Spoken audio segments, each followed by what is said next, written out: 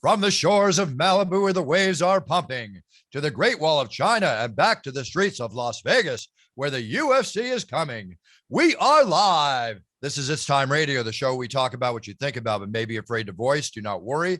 We will voice it for you. We talk about everything on its time. Sex, drugs, rock and roll, NFL, UFC, film, TV, politics, you name it. We talk about it. It's No Holds Barred Radio, folks. I'm here with my co-host, my producer, TJ DeSantis. TJ, we can't see you. We can hear you. I'm the man behind the curtain. You're probably going to get the best ratings ever that no one has to look at my dumb face. There we go. Well, you said it. I didn't. I never would say that anyway. So it's all good. I missed the bald dome, TJ. Okay. So we're working on it before the end of the show. Well, we've got an exciting show today. We have a lot to talk about. A lot has happened this week in the news from the week that was. We definitely have to cover some subjects. But before we do that, and we'll cover a few of them with us, gentlemen, it's time to bring on standing 6 feet 4 7/8 tall, weighing in at 255 pounds or whatever the hell he wants. He's the MVP of the Pro Bowl. He's the master of defense. He's the player for the Las Vegas Raiders. Bringing on our champion, Maxx Crosby. Max, how are you? How are we doing, brother? I appreciate the intro. Always. Oh, it's all good. It's all good. I appreciate you, Max. I got to tell you, we become friendly over the last year or two. You come to all the UFCs, you come with your beautiful girl, you sit there, you have fun, you're going crazy, and you're there from like the first fight, Max. There's like, we have a few people celebrity wise, like yourself, that, they'll stop in like Vegas style, 3 fights before the main event, whatever. You're there getting into it. You're there enjoying it. Doesn't matter if we're at the Apex or like last week at the huge show at UFC 276. Quite a show, main event, a little bit of a sleeper. That's okay, but it was quite a show. But Max, I want to thank you for being the UFC fan you are. I want to thank you for being the man you are. I had my boys at a show at the Apex. You did nothing but show them love, show them courtesy, as you do to everybody. Thanks for being the role model that you are, not just the great football player that you are, but thank you for being you, and thank you for being on the show, period. Yes, sir. Thank you so much, brother. I really appreciate it. Aside from the fact it's some of the greatest ink I've ever seen. Look at that ink, TJ. Come on, check it out. That is just awesome. I mean, it's very Max. You know what I mean? It's on brand, if you will. On brand is right. No, it's very cool. So, Max, a lot of things happening in the news now. I want to go over the new acquisitions with you for the Raiders, and a couple other questions. But I see you just hired the first female Black team president in the NFL, and Sandra Douglas Morgan. Congratulations, guys. I think it's a hell of a move. Yes, sir. No, we're fired up. I had the honor to go yesterday and meet her for the first time and be there at her introductory press conference. And it was incredible. Her whole family was there. She's extremely confident, well-spoken, and, we're fired up to, have her part of the family. So we're really excited. That's really cool because, TJ Maxx, of course, was supposed to take the show with us yesterday. And he got a call from the coach that this was happening. Did you have any idea that was the announcement? Because I didn't until I read this morning. No, I didn't know until literally the morning of. So that's when I found out. And they're like, you got to be there at 12. And I'm like, all right. So that's when I texted you. I'm like, Mark D called me. So I gotta be there. Yeah. When the man's like Dana White calling me, it doesn't matter where I'm at. I got to get on the jet, Got to make sure I'm there. So, Max, if football players as citizens, as outsiders watching in, we think the players only deal with the coaches, right? How active is a team president with the players? I mean, do they go into you, talk to you, pat you on the back, or do they let all the messages come to you through the coaches? What's the chain of command? Can they walk in anytime? And do you think that your team is going to fully respect a female in this position? It's an honest question, and it's one that I would personally, because I love like Kamala Harris, becoming vice president. I'm all about equality, female and men. So not even a question with me. No, absolutely. I'm glad you asked. Obviously, when you think of football, it's a very manly, masculine sport. Yeah. So a lot of people are like, how is a woman, getting announced as a president? But for us, in our organization, we have, from African American to Mexican, we have everything you can imagine, woman, male, everything. So the Raider family is always gone in a different route than most other organizations. Al Davis started that trend way back in the day. He was the first owner to hire a Hispanic head coach. He's been a pioneer in doing that. And Mark obviously has come in and continued that trend. and we just do it our way, and at the end of the day, the most qualified person gets the job. And I feel like we've done a great job of doing that. And that's something that, I truly appreciate as a player, being in an organization that accepts everybody, no matter what background they come from. So it's really exciting. And, obviously the team president role, they're not as involved with the football side of things, but they're still a part of the family. At the end of the day, you're going to see them in the building. They're a big part of the bigger picture type of business deals going on with stadiums and, all that type of stuff as well. So at the end of the day, we're not with them every single day, but, they're a huge part of what we do. So, no matter what, we just want the best and qualified person, and she's definitely the person for that job. That's awesome. Speaking of qualified people and the ins and outs in the Raiders, look, we all know last year, kind of a tumultuous season, not as far as play, right? Because you guys went really far, and I was very proud. Of course, I love opening the Raider games. I love being, now they told me I'm a team member of the Raiders. I hope that means I get a Super Bowl ring with you when you guys nail it down. Can't wait for that. But it's not all about that. It's about supporting you and the other Warriors, on the gridiron, or call them the Gridiron Warriors, as I like to call them. So last year, aside from the horrific incident with the player involved in the car crash and all that happened there, we all know about that. No reason to go into that. But the whole Gruden situation, when John Gruden was ousted at that time, and I assume you had a good relationship with John Gruden. Yeah, I know he's a tough coach, Chucky, as they like to call him. Yeah. Did that really? I'm not saying did that really, because I can't say that. Did that have an effect? Suddenly, you're losing the head coach. You have under coaches underneath them, but the team's in a week of turmoil at that point. How much effect did that have on like the game you played that Sunday of that week? Did it really affect the players, or did it not? Yeah, it was tough. Like, it was kind of a buildup, in a way. So we were playing Chicago. I believe it was week 4. And that's when the first email came out, and there was stuff going on, going around about Gruden and things like that. And we didn't know it would get to that extreme, and we didn't know he would be out of there in just a week. So going into that Chicago game, there was a lot of noise, and obviously being a head coach, being Gruden, he has to call a full game, and he's dealing with all this stuff off the field. And it was a distraction. But I felt like as a team, we were ready to play. We just didn't play our best. But once we found out more emails are coming out and that he had to resign, it all happened like that. And it was right after the Chicago game. And it was, at that moment, I got calls from Mike Mayock, who was the GM at the time. I got calls from Rich Bisaccia, our assistant head coach and special teams guy. And they were telling me, obviously it's a horrible situation, but we have a game. We have a game to play this week. We have a full season still left to play. And they elected Rich Bisaccia to step in. So after that, we already loved Coach Rich. Me and Rich personally, my relationship with him is incredible. And he's one of the best leaders I've ever been around. So once we found out that Rich is going to be the coach, everyone bought in. That's at the end of the day, we could have went the complete opposite way and just said, screw it. This season's a wrap. We'll figure it out after the year, whatever. But we put in so much work. And at the end of the day, I think it really brought us closer.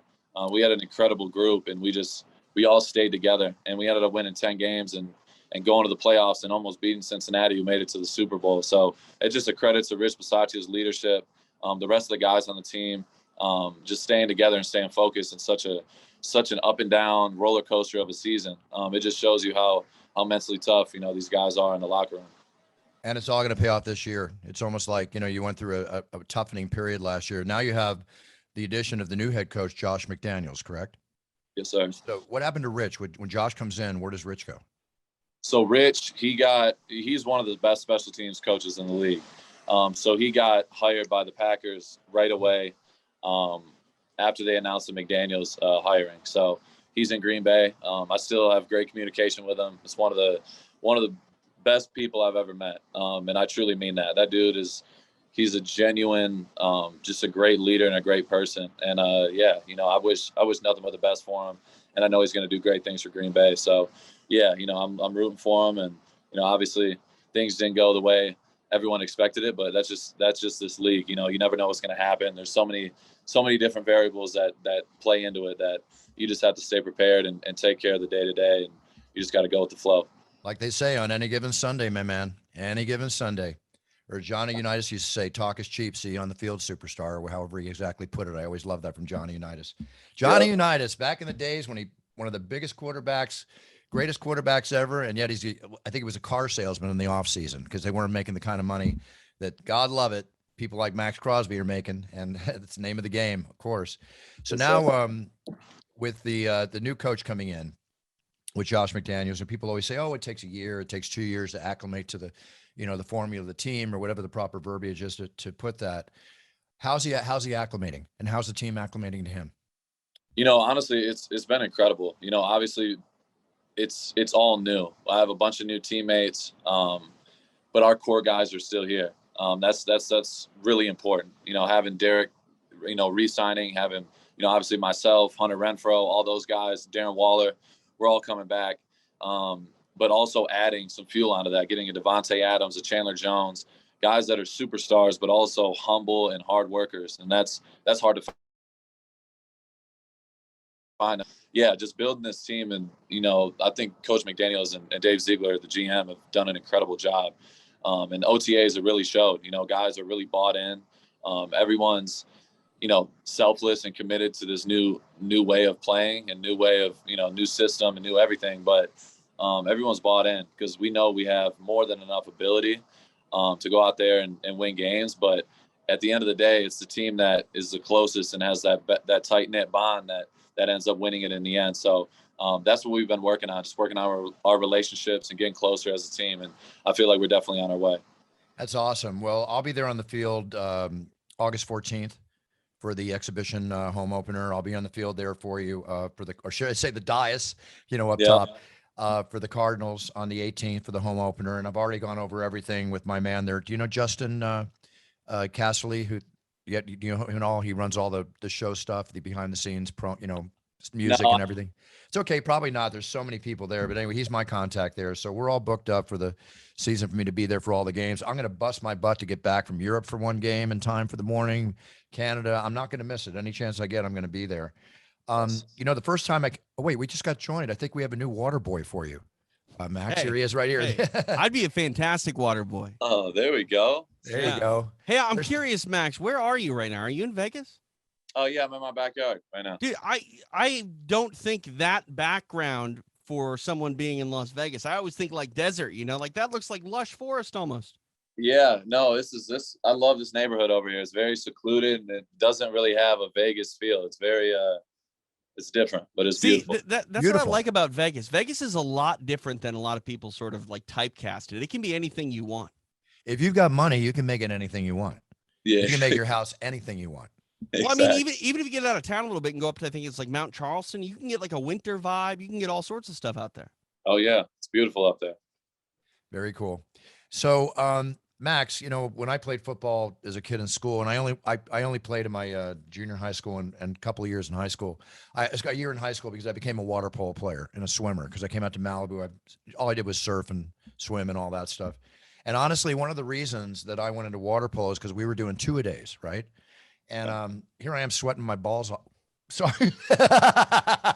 Hey, that's real. I sweat my balls off right. for 2-a-day. All right, yeah. If it's real, Buff, you say it the real way. If it's not in the octagon, it's not real. So here I am. I'm getting ready. I'm going through all this stuff, and here's these water polo or the swimmers just walking in, diving in the pool, and I was a big swimmer and everything. And I said, you know what? I think it's time for a change. And that's when I went into water polo and all. Hey, water polo is a real sport, Buff. Like, that'll kick your ass. I scored more goals than anybody, but I got kicked out of more games than anybody because I was rough. You were beating up people. I used my elbows. I was coming around hitting guys in the head with elbows, and I learned you're not allowed to do that, but the heck with it. They were hitting me, I'm hitting back. It's just a rule of the thumb. So, you know that rule, Max. Sparring rule. You come at me, I'm coming at you hard. You come at me hard, I'm coming at you same. You come at me harder, I'm coming at you harder. Period. Exactly. So in the 2-a-days we did, now what's the deal? Okay, Baldy from the NFL Network? Of course, that's my guy. He's my buddy, okay? He's a longtime friend of mine. So, and this doesn't relate to you, Max, so don't misunderstand what I'm saying. I asked him once, I said, why are a lot of the players seem to be getting hurt more than before? He said his reasoning is that you don't practice players today because of the rules and stuff. They're not hitting each other every day. They're not really going hard. through all the they're saving it for the game. And he said it's not anything taking away from the toughness and the amazing players they are. It just maybe lacks toughening the body a little bit for the games during the season. So I don't know if you agree with that or not. I'm not saying I do. I'm just telling you what Baldy was giving his viewpoint, because he comes back from the, the older days with his days with the Cowboys and the Eagles and all.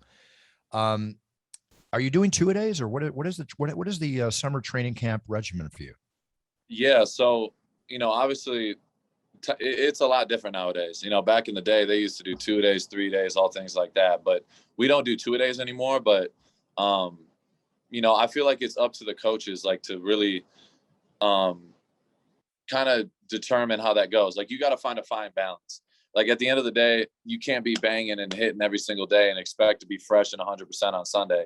But at the same point, like, practice for me Wednesday and Thursday, like, and Friday too, it's shorter practice. But at the end of the day, leading up to a game, like, I know what I need to do during practice. I got to go hard and feel how it feels during practice. So once I get to the game, I'm confident and I know I'm good. Like, you just have to find that fine balance, and what you do in practice is gonna be exactly what you do in the game. So for me, like, practice is like the hardest thing of the week for me, because I'm going as hard as I can.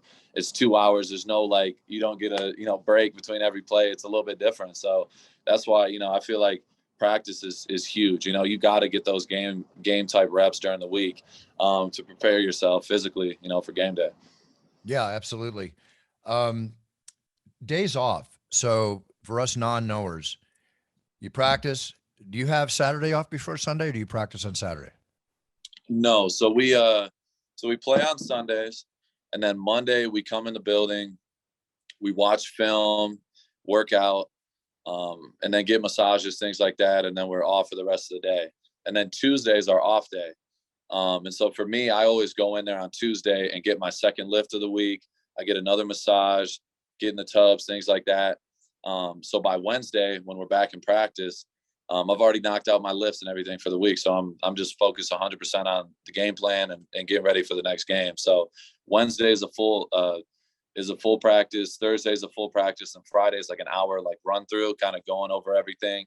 And then Saturday we have, like, if we travel, we would leave on like a Friday night or Friday afternoon and get there and then relax all Saturday, watch some film, do walkthroughs, things like that. But if we're home, you get to sleep in your bed on Friday and then show up in the building, and we just do a walkthrough and kind of go over some things and watch a little film. And then, we get to go to the hotel and everything and relax. And then Sunday it's back on. So the hotel when you're on the road. Otherwise in Vegas, you go home, right? Yeah, no. So on Saturdays, no matter what, like, before games, we're in the hotel. See, I like that. I like that. I mean, I don't want to say the hotel you're at, but it's the same hotel every time, because I stay at the Delano. That's where they put me up for the Raiders. So yeah. You don't have to say. You don't have to say. I won't say it, but yeah, we stay at the same hotel every time. And you got to be in bed by 11, lights off, everything like that, no matter if you're on the road or at home. So I like that. What about your craving a little blackjack? Or do you gamble at all? You live in Vegas. Do you play blackjack or anything, or stay away? No, I'm not a big gambler like that. I like to play roulette. Like, that's like my favorite game if I'm gonna gamble. Yeah. But yeah, I like things like that. I like playing roulette, a little bit of Buffalo Gold on the slot machines, stuff like that. Yeah. All right. Well, we've just established the fact that you're not a gambler. And that's good, Max. Save those millions, will you? Take care of your lady and your family, and save it for the good stuff. You never bet fights, Max? Oh yeah. No, I'll bet on some fights and things like that. I got a buddy. For me, like, if I'm going to gamble, I'm going to pull out a certain amount of money that I'm not going to be upset with losing. Right. A couple $100. So it's never like, cause I've seen people like, all right, I'm putting 10,000 on this, and then they're sick for the rest of the night. It's like, right. I pull a couple $100 out and do a couple bets on fights and stuff like that. And, yeah, just, I'm not doing it to win big. I just do it just cause I'm competitive and, I want to be right. So it's like, all right, so lay it down. Saturday night, who did you bet on? So I bet on Izzy. So I was happy about that. Okay. I lost my money with Strickland, which I was upset about. That's a buddy of mine. So yeah, I lost money on him. I bet on Robbie Lawler. He looked great, and then he ended up losing. So I bet on Jalen Turner. So I was kind of 50-50. I ended up splitting even. So it wasn't too bad. That's a win. You break even in gamma, it's a win. It's like you push with the blackjack dealer in blackjack, you won.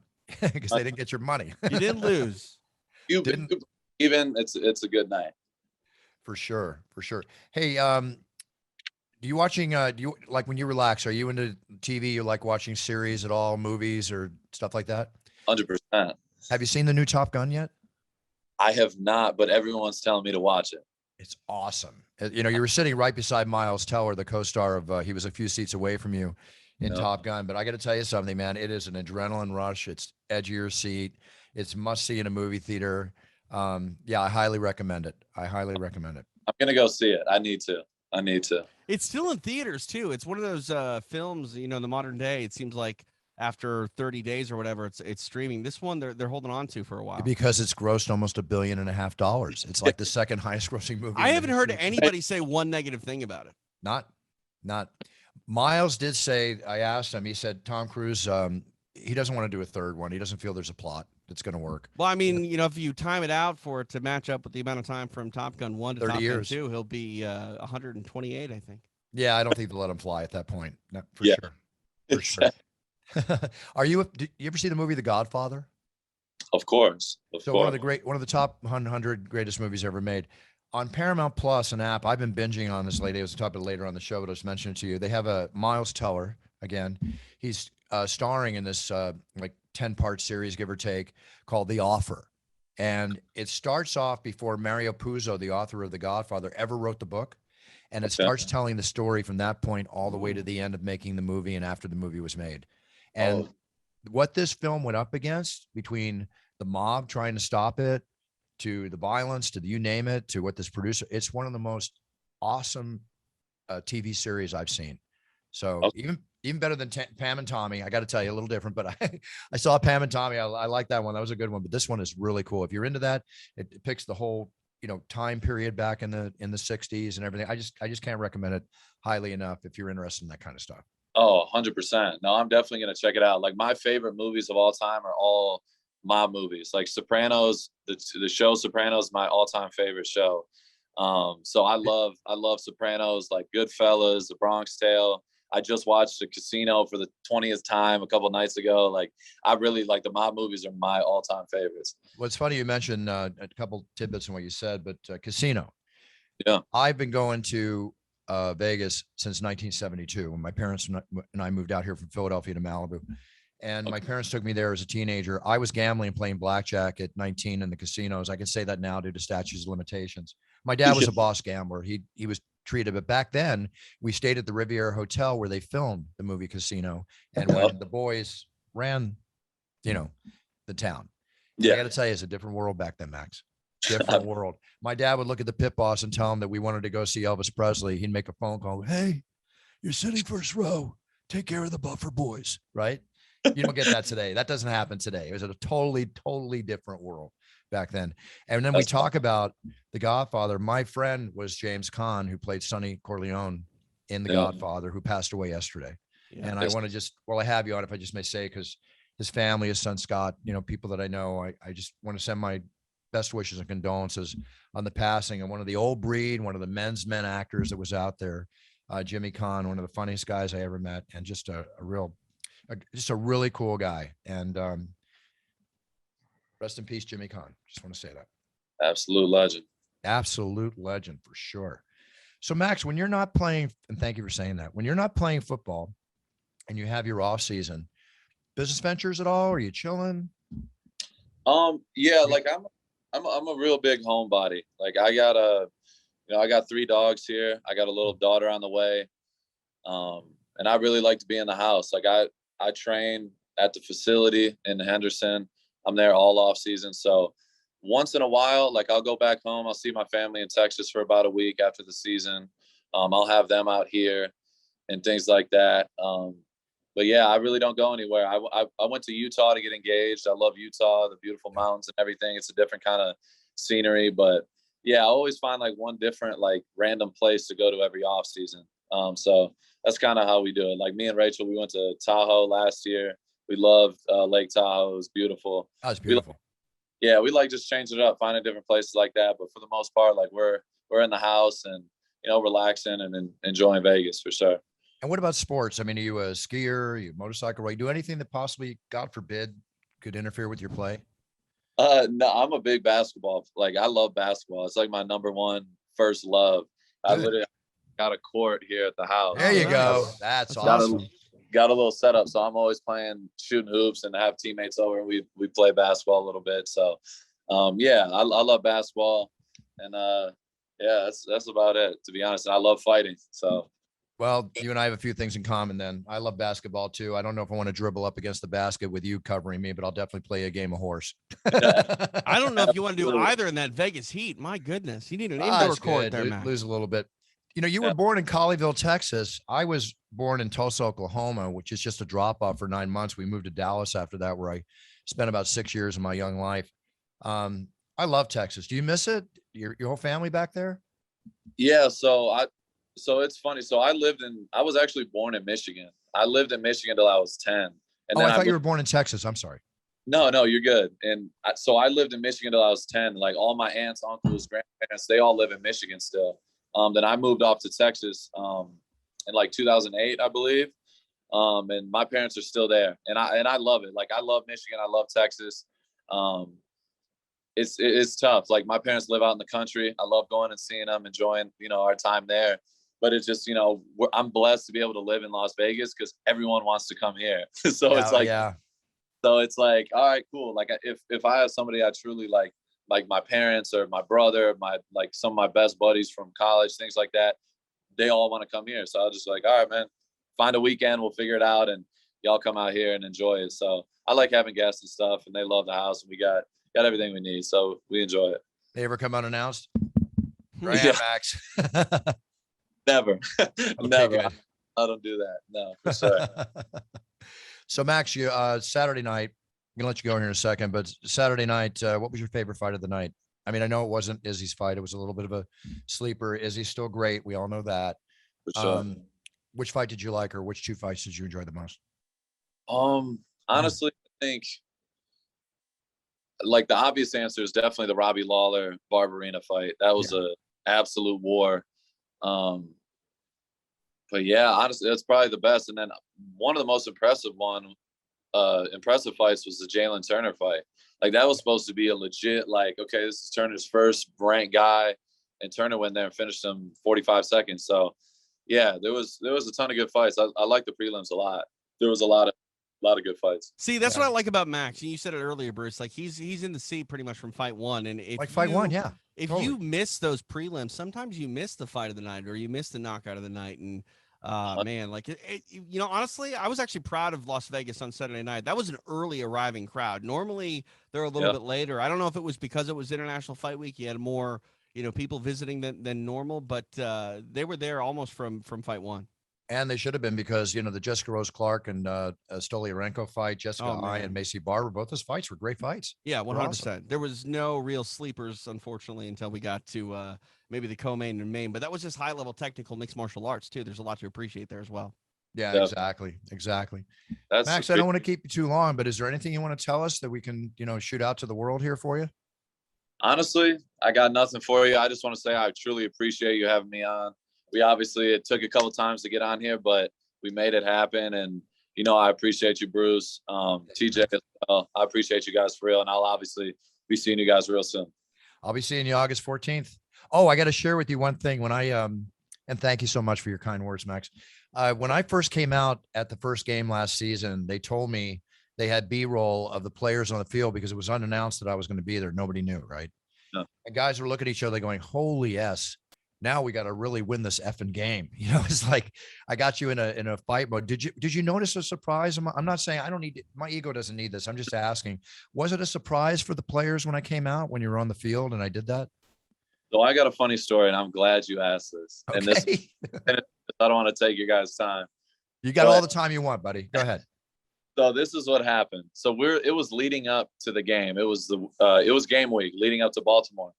And Coach Gruden was obviously our head coach, and we had a great relationship. We would always joke around and, talk crap back and forth. And he, I think it was on like a Wednesday or Thursday, and I went up to Coach Gruden and I'm like, Coach, what would be insane? I know this is our first time in Vegas having fans, everything. I was like, imagine if Bruce Buffer was was saying, and it's time, blah, blah, blah. I literally had that conversation Oh like my gosh.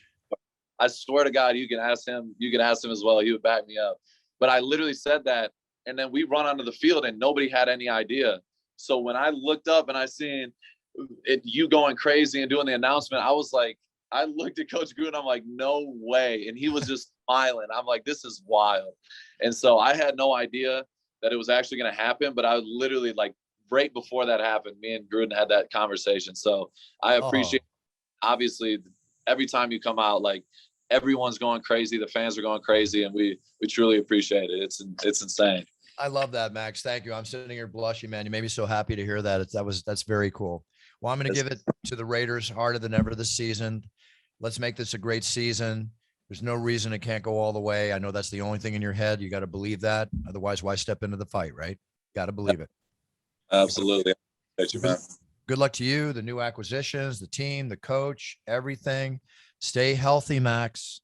Stay healthy and happy. Take care of your beautiful lady, and congratulations on your baby girl. When are we gonna have the birth? When does she do? September 29th. All right, when you get in contact with me, you send me her name, date, time, height, weight, and to make you a really wonderful video to commemorate the birth of your baby. Okay. Yes, sir. Thank you so much, man. I appreciate you guys. You got it, Max. Appreciate you too. We'll see you around the UFC campus very soon, my friend. Absolutely. Cheers. All right, y'all. Take care. Not many fans bigger, literally or figuratively, of the UFC than Maxx Crosby. No, and like you said, I mean, it's like, what is the Red Hot Chili Pepper that's always there from the very first fight, right? Yeah, Anthony Kiedis. Anthony Kiedis, excuse me, I brain farted there for a second. Right. Anthony's there from the very first fight. Even Miles Teller, and Chris Pratt, when they came in, they love being there early for the fights, and they're getting Miles Teller was like, every time I walk by, he's double fist fight. Get it, go get it, go get it, go get it, go get it. He's going crazy. It's like, right. Whoa, okay, you're pumping me up. I mean, that's the thing about fighting, and no disrespect to the main card guys, because they're obviously on the main card for a reason. Right. But anytime there are evenly matched fights, anything can happen, Bruce. And there are no uneven fights in the UFC, and the desire is as strong as it is for the main event as it is for these preliminary fighters, maybe even more so, because they're trying to climb the ranks and get on that main card. But it doesn't matter. If I'm going to a fight show, like, I want to be there for the show, and that starts with the walk and fight number one. Agreed. And he's a perfect example of what you call a very solid fan. Whether it's like a football fan, you don't show up in the second quarter, you show up at kickoff. No. And this is the first time my extra round set was actually in the arena at T-Mobile, and it's been a while since I've been able to take an entire show in from fight one to the very end. And I was I saw a picture. You were oh, cool. So you got to see the whole, got to everything, hear the whole everything. Okay. I mean, we had the ESPN set up essentially, where our desk was at the very top of the arena, and we looked down right at the octagon, and it was an experience unlike any other. And Bruce, the energy was it was a different fight feel, a different fight crowd last Saturday night inside T-Mobile. It was a different fight crowd for Vegas. Yeah, no, 100%. It was like we were in like Madison Square Garden, honestly. Like Madison Square Garden. Yeah, everybody was just going ballistic. The energy was really, really strong. I hate the booing when it happens. I feel about that. I hate to say it, but I think the booing sometimes happens when the undercard fights are really great. You know what I mean? Because they expect too much. Right. They set a bar that is so high, and you're not going to, surpass that bar, especially when you think about it, you get higher and higher up the card. The athletes get more and more technical and are fighting for more, so they fight a little bit safer. I'm not saying that they're not trying to beat their opponent, but there are times where there's so much on the line. You fight to win more than you fight to put on a show at times. And, when you are the champion, I'm not trying to make excuses for Israel Adesanya, but it is so hard to get to that belt that there are times you have to take the path to victory that is maybe not the most aesthetically pleasing. A lot of people have made comparisons to Israel Adesanya being the next Anderson Silva. Well, look at the Tall Salacious fight with Anderson. Look at the Damian Maia fight with Anderson. Look at even the Patrick Cote fight with Anderson. Like, there were times Anderson had to take routes to ensure that he walked out the building as the champion that weren't the most marketable, that weren't exactly what fans were, quote unquote, paying their money for. But, sometimes you got to sit through high level technical performances so you can get the knockouts of, say, a Vitor Belfort with that push kick, or, the highlight reels that the greats put on. Sometimes they got to take the road that is a little more grindy.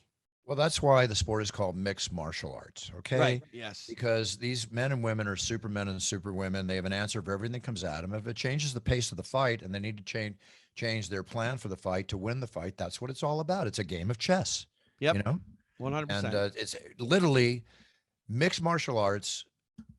Boxing, when I boxed, it was like I'm thinking, 3 punches ahead. Sure. Mixed martial arts, you got to think 3 to 5 moves ahead. You got to set that thing up. Oh, you know? 100%. Yeah. And it's all about adjustment. And it's a much more calculating sport than people really think. Like, I was happy that Alexander Volkanovski was saying what he said after beating Max Holloway for the third time. It's not often you get a trilogy where one fighter has fought, or has won the first 2 previous bouts and then goes on to win the third. But, Volkanovski is a guy that I think people have, for whatever reason, sort of resisted being a poster boy and someone that is a superstar. Well, I mean, he does everything right, Buff. Like he goes out there and he might bring his lunch pail to work and sometimes it's grinding, but man, the kid goes for it and he has earned everything that he's been given. Now he's talking about moving up to 155. I think there are interesting fights for him there. But, I hope Alexander Volkanovski is appreciated more so by the fans today than he was going into Saturday night, because the kid is the best in the world at 145. Well, I agree with you, and I'm a big fan of Volkanovski. I'm a big fan of Max. It's just that was a brutal fight. Max being the warrior is. We all saw how it turned out, but I thought Saturday night was a heck of a night, exciting. Like when I put out my Instagram, Twitter post, I said a mostly memorable night, and it was a mostly memorable night. Yeah, and again, everything was really memorable. Yes, you might not, talk about how Izzy, fought his fight against Jared Cannonier, but it's his 5th title defense. That goes into the record books. You're going to remember the fact that Adesanya is the best in the world, and his only hiccup thus far has been, a couple fights have been somewhat boring. It takes 2 to tango. I don't think that if you're going to look at Izzy and say that he was at fault for the Yoel Romero fight, I just don't buy that. I think Romero was definitely the one that wasn't engaging in that contest. But the bottom line is it's another chapter to his championship legacy and reign. And anytime Israel Adesanya fights, you should be buying the pay-per-view. Exactly. And there's certain people, and I don't bet fights like that, but there's certain people you don't bet against. You don't bet against Izzy. You don't bet against John Jones. You don't bet against Amanda Nunes. You don't. Yeah. I'm curious if the Pereira fight is next for Adesanya. Max mentioned Alex getting by Sean Strickland. He did so in pretty devastating fashion. This guy has only been in the UFC for a handful of fights. Very impressive. Was going into 276 unranked, taking on the number 4 ranked middleweight. Incredible. For me, I think that's the fight you got to make next. I mean, maybe it's a little bit early when you look at his UFC run, but the guy is a long-standing martial artist, someone who's had phenomenal success. He's beat Izzy twice in kickboxing. I'd like to see that be the next fight for Adesanya. I completely agree with you. Before I want to get one to another fight that happened last weekend outside the octagon, but before I do, the Paris show, there's 17,000 seats. Mm-hmm. I'm probably going to go in a few days early with a friend of mine and relax and enjoy and really have a good time. I was going to go to the south of France after, but they put a show on the 10th of September, so I can't do that. Great. I have a problem. Please. It's not a problem. Okay. That's not a problem. You're going to France, man. Like Paris is a dream. France. Okay. So the point I wanted, remember Coneheads? I never saw it, unfortunately. Oh, the Saturday Night Live. You never saw the. Well, I saw the bits. I never saw the film. Oh, I didn't see the film. I saw the bits. Never saw the film. I hear you. Okay, bits sometimes are better than films. Oh, 100%. They're still a little bit early in my timeline of Saturday Night Live, though. Get this scuttlebutt, TJ. There's 17,000 seats. Right. 204,000 requests. Oh my God. Came in for seats. Wow. The most ever for a UFC. It could sell up like 10, 20 times higher than the seats. Huh? That's a stadium. It's a stadium, but first show, keep it where it's at, make it happen. It's been a long time coming. France had outlawed mixed martial arts for the longest time. I think they're like really the latest adopter when it comes to countries to legalize the sport.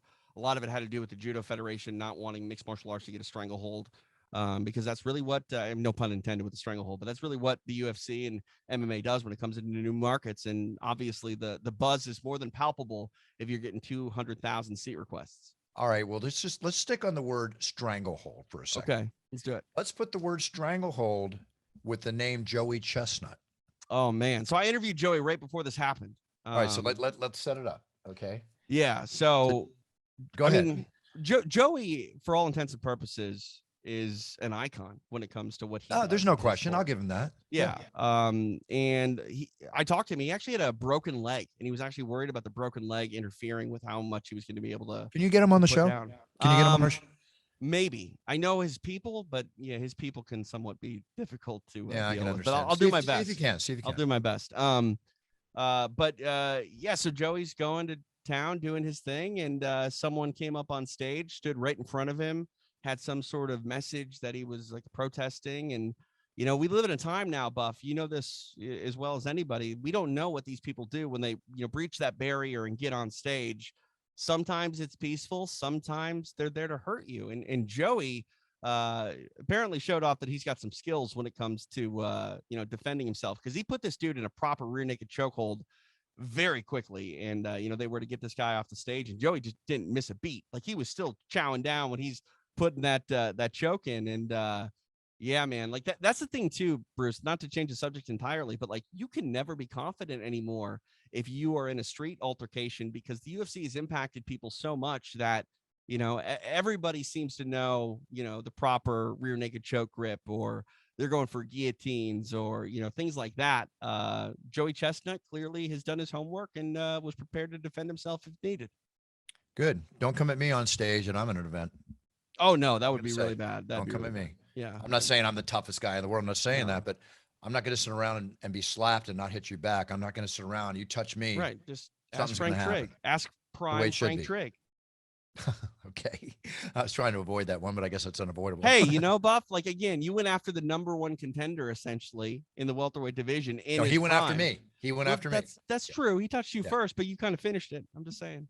Got to do what you got to do. And TJ. Trigg, and we're not saying anything that Frank Trigg hasn't recognized. So there's that. No, recognize this. I'm an announcer. Don't hit me in the throat. Love you, Frank. I'll see you in the octagon when you're refereeing. He's so great. Like, Frank's cool. We're buddies. That was the whole point, I've said this to Frank's face, and I'll stand by it. When he was fighting, he was a dick, man. He was just a dick. He was not the type of guy that you even enjoyed saying hi to. He was just in that mindset of that's who he was. But since he's gotten out of fighting and he's a referee, he's one of the sweetest human beings I've ever met, Bruce. Like, there is no ego about him. He's a down-to-earth guy who just he loves talking about his past, but he'll even admit, like, yeah, I was hard to be around.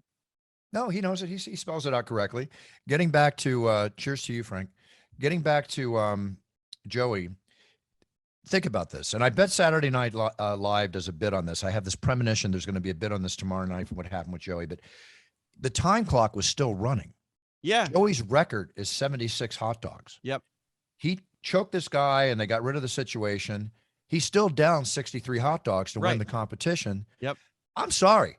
This is like the performance of the week for me. Okay. Yeah. And that's the thing. Like, competitive eating is something that doesn't really get sort of the appreciation that it should. I understand it's one of those sort of sideshow spectacle sports, but Joey Chestnut's a guy that has to train and he has to do things. And he was talking about how his leg was hurt, and he thought that would lower his total number. And the bottom line is, when you're competing at anything at a high level, every second counts. Every sort of decision that you need to make in action and move sort of has a consequence in the outcome. And the fact that Joey Chestnut wins this thing while also essentially finding himself in a physical altercation, it's amazing. I agree. And switching tunes here a second, at the UFC, which was star-studded, there were 62 fighters the UFC brought in for Fight Expo. Right. I'll tell you a funny story. They called me 2 weeks ago, Reed Harris, and he said, listen, they want you to open up the UFC Expo. Right now, I had to come into Vegas on Thursday for an event I did that night, and a Sports Illustrated event on Friday, yada, yada, yada. We all had events to do on UFC Fight Week. Yeah. I'm in bed. I'm sleeping in because I got an appearance at 12 noon, okay? The Expo opens at 10. They call me early one, Buff, man. They call me at 9:15. Are you ready to go? I'm not even showered. It's like, God, guys, I do business where you set everything up ahead of time. You don't call me you don't call me 2 weeks before and say we want you to, and never contact me. And let's be honest, you're not going to say this, but you're probably like, yeah, sure, I'll be there. Hey, babe, I got to go. I got to get going here. I'm sorry. Whatever the scenario was, I just have to say that I went. I got there. You know me, I'm a trooper. I saw it. You were killing it. You're crushing it. Oh, cool. Yeah. Oh, Saturday night, did I kill it? Just kidding. So I loved the second. I had so jacket. much fun Saturday night. The second jacket was so money. It was really wasn't good. that? I tell you, out of all the jackets, when I did the change up, Chris and I were talking, and I was looking at the social media response and emails and texts and you name it.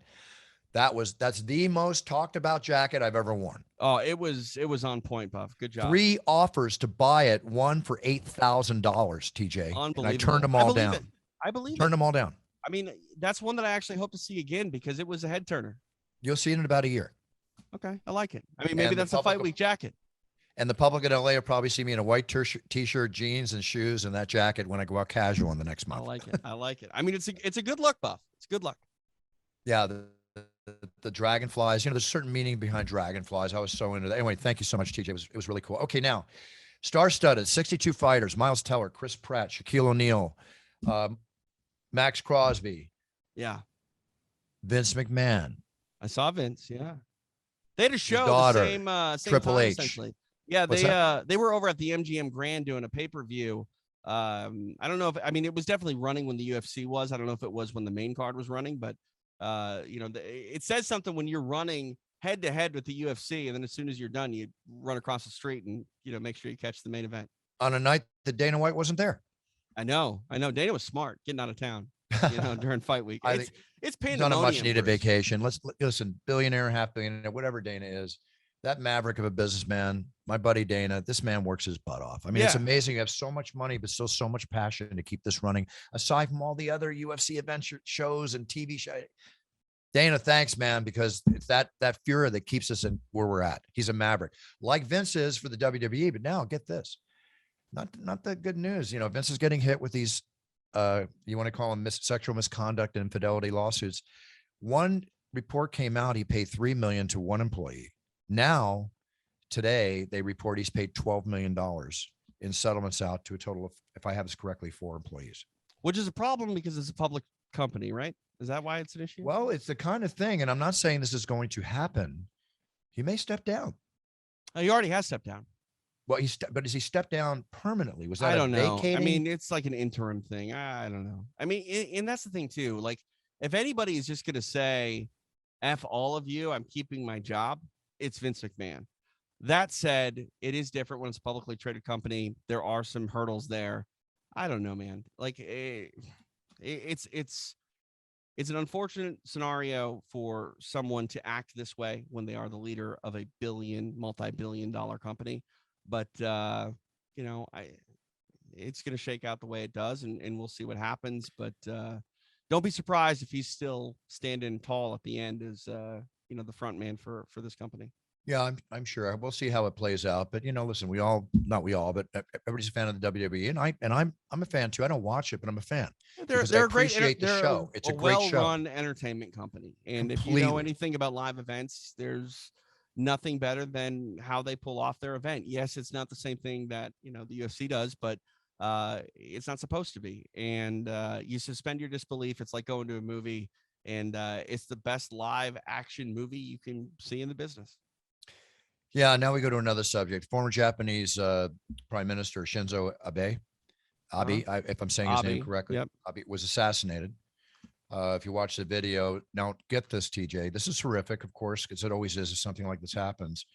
Japan has strict gun laws. Okay. It's a country of 125 million people that reported only 9 deaths from firearms in 2018, compared with 39,740 that same year in the United States. Right. Okay. The only guns permitted for sale are shotguns and air rifles. Handguns are outlawed. Right. It's a complicated process.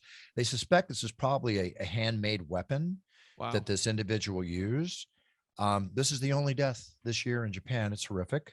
Was it a firearm? Firearm.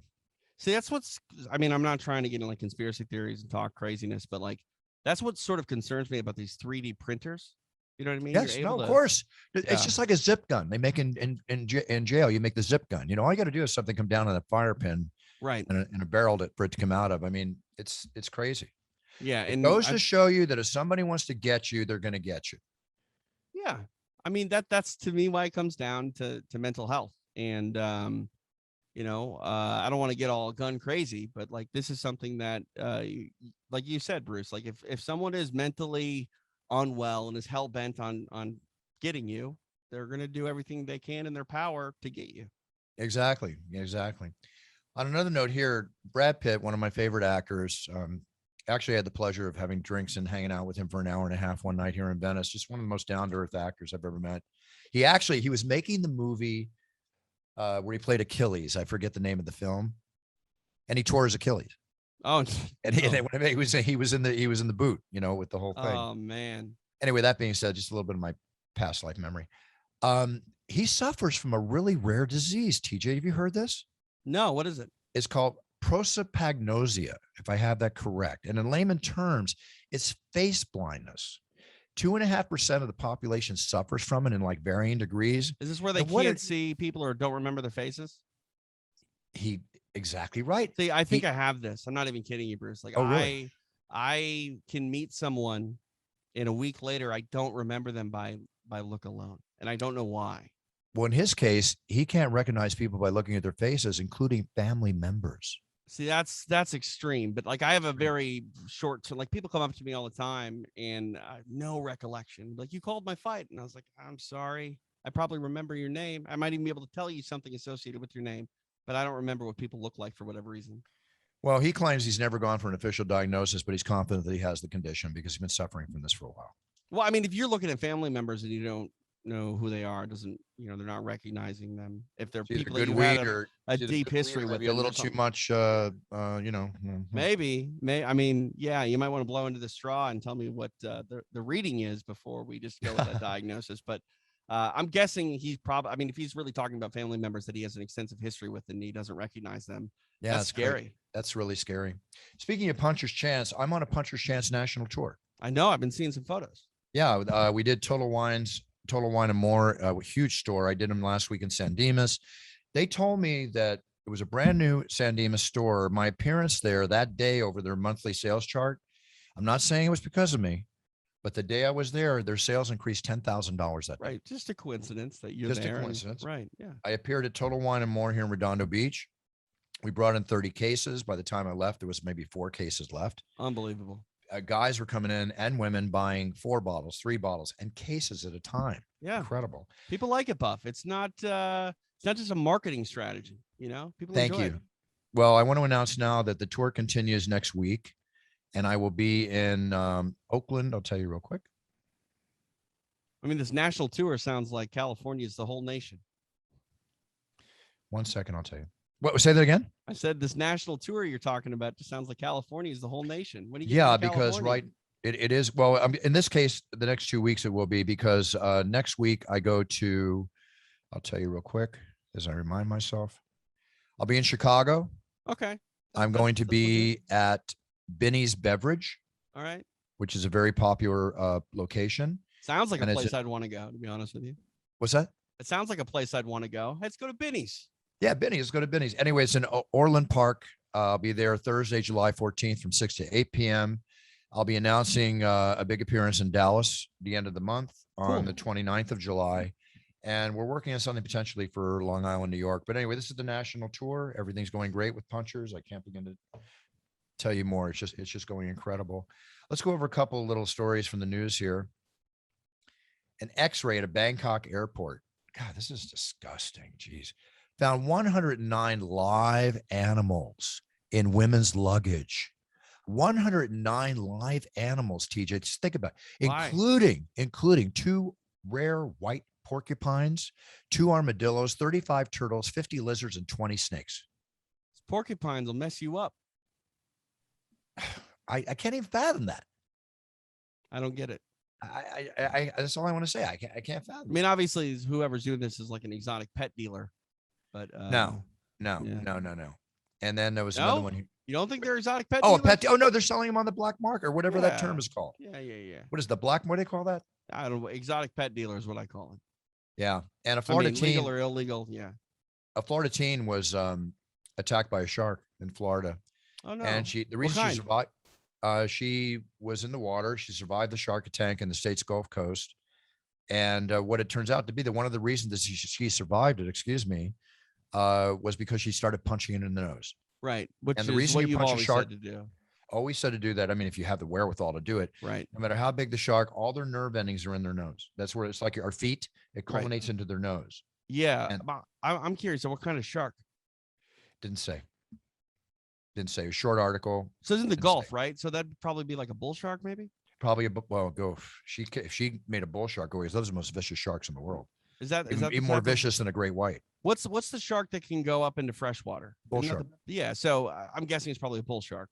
If it's in Very the well. Gulf, it's probably going up into the river and back down. And yeah, wow, good for her to get away. That's terrifying. I hope she makes a recovery and can look Yeah. at the water, with some sort of still, passion for it. Because Well, let's hope. shark attacks me, Buff. I'm never getting back in the water again. I've been with him in the water. It's your time. It's your time. So then, right now we're going into the weekend. I just hope that I wake up on Monday and I don't read about another shooting this weekend. I just want to have one weekend when there's no shooting. This shooting that happened weekend into the parade of people by this asshole, horrible. And the horrible part is that another case where the police went to the house. If I have this correct, they confiscated his guns in the past. He was still able to go out at 22 years old and buy 2 more weapons. This has got to be corrected, TJ. That's all I'm going to say. I'm not going to get on one of our big gun control things. I love guns. I collect them. The whole bit, I'm armed and ready to rumble. If I have ground checks, gun control, same in every state. This has got to stop. That's all I want to say. Agreed.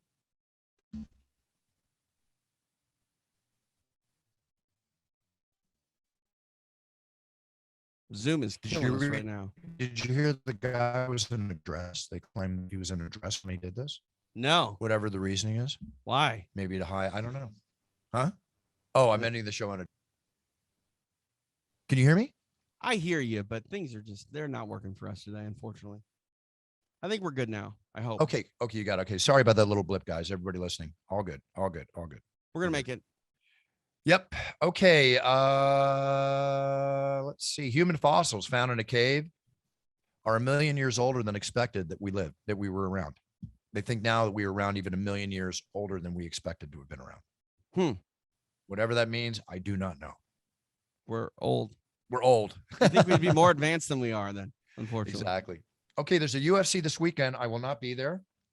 Everybody tune in. TJ, are you covering the UFC this weekend? No, I'm taking a very much needed week off. I was a part, I think, of like 14 different broadcasts over that 4 or 5 day period out there in Vegas. So, which is partially why I've had some issues in here today. My light burned out, which is not fun. No. My camera wasn't working. I had to reset the entire studio here because we take it out on the road. And so sorry about my technical issues. Sorry about how I'm like darker than I normally am. You can't really see me, but like I said at the top of the show, Bruce, the fact that you can't see me very clearly might mean that the show gets the best ratings of all time. We see you now. You look great. And I think the ratings went down in the last 30 minutes. No, I'm just kidding. They went up. Don't worry. That's not true. Nobody cares about me. They're all here for you, Buff. No, they're here for us. They're here for a good show. The show's not about me. It's about the show. All right. I guess. I mean, it's time with Bruce Buffer. It's kind of about you. Yeah. Well, we'll change the title, make sure it gets more sales. Anyway, all kidding aside. TJ, anything you want to talk about before we sign off? No, nothing really. Just happy we made it through another 4th of July. Oh, how was it? What did you do? My life is chaos, Bruce. I'm not kidding you. Like I moved through fight week. My house is still completely in boxes. So very late, we went out to dinner and we found a spot nearby in a little town called Yorba Linda. I'm sure you're familiar with it. I know Yorba Linda, sure. Hung out in Yorba Linda, watched a little fireworks, and then went home and went to bed. And still like trying to unpack. Like if you asked me where my razor was right now, I can't tell you. I don't know where it is. I'm using one of these little disposable things that suck and tear apart my face. So like my life is in shambles. But one box at a time, day by day. Trying to get some normalcy going. TJ, I moved into my house 6 years ago and I'm still unpacking. Yeah. I mean, there's boxes in the garage I haven't even unpacked yet. It's like, Buff, I have so many things I need to take to the Goodwill and just get rid of because I just don't have the room. Yeah. Sometimes you got to say, I got to do it. It's like clean. It's like, I want to clean out the closet, all these incredible, to me, I love my clothes, but I don't wear them anymore. And it's like, I have a really hard time throwing stuff out. Well, for me, I just find like $700 microphones just randomly, thrown around my house. So send one over. I mean, you're using a great microphone. I love that microphone. You can tell it's the same one. But yeah, no, Bruce, the things that we collect or the things that we forget about, especially some of the high end stuff. Like I have things that are worth hundreds, if not thousands of dollars. I'm like, what? I didn't even know I owned this thing. Yep.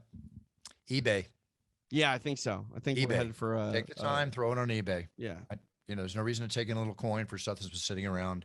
My problem is I got some really high end pro audio stuff that like only a radio station would want to buy, but I don't Never know. know. Yeah. Never know. Well, if anybody's looking for a 2-bus audio mixing console that has 12 pots and 2 microphone preamps and a phone hybrid, hit me up because I not only didn't I understand what you said, I would not be able to work what you said, so somebody else is going to buy it except for me. I mean, basically, I paid $7,500 for it, and now this little thing, this Rodecaster Pro right here, is $800 and does everything and more than what that $7,500 thing did. I go back to the days when Texas Instruments made one of the first calculators, and people were paying $60 for it. Yeah, and then you could buy it for $2. You probably buy it for 50 cents now. Now I just get my phone to do it. There you go. Now you get your phone to do it. It's crazy. Hey, Clerks 3 is coming out. They're making Clerks 3. I love Kevin Smith. I don't own a DVD player anymore, but I still own every single DVD that Kevin Smith has put out. It's just one of my weird fascinations. I'm excited to see it. Don't throw those DVDs away. I told you last week, VHS, Back to the Future, $65,000. That's a different time. There's certain things you shouldn't throw away. It's a different time, though. Different time, exactly. All right, TJ. So let's go ahead and sign off. Let everybody get back to their day. We're taping this on Friday, beyond this weekend. Again, I will not be in the Octagon this weekend, but I will be there for the big show on ABC next week. Very big show. That's a big one. Very, very well. They're all big. God, they've all been incredible. I know. But network TV is always a big one. Yeah, totally. All right, everybody. TJ, thank you. Have a great week. We'll be back next week with another exciting guest. Thank you, Maxx Crosby. What a pleasure having that gridiron warrior on the show. Such a good guy. Such a good guy. All right, everybody, set your goals, write them down. So when you set on that golden brick path to your future, you become and be the best you can be. Perform at your best, whether you're number 1, 2, 10, or the champion of the world. If inside you know that you did your best, then you're winning. And that's what we're all about on It's Time Radio. Have a great week. Enjoy, everybody. Stay safe. Be a sphere of influence and a role model. Be a role model to your sphere of influence. Treat everybody with respect. This country needs all of us to treat each other with respect, please. Big cheers, no fears forever, or at least until next week. Buffer out.